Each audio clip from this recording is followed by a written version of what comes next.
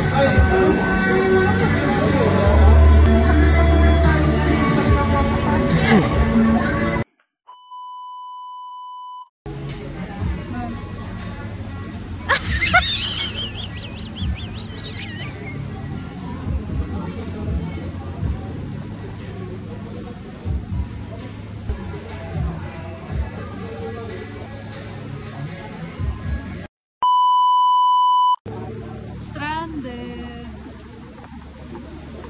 So umuulan yan, hindi na lang nakikita yung tubig.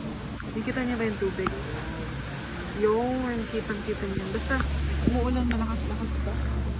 Bawal kayo magkasakit. Kaya stranded. Pero may live band. Ano, live band? Live band. Cafe Catarina.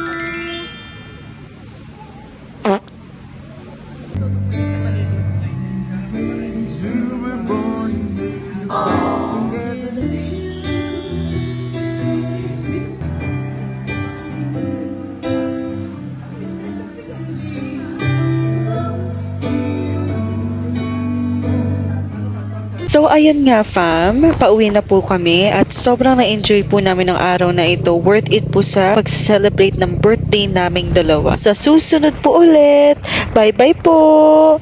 Zosh Dij Channel, paki-follow naman po. Thank you!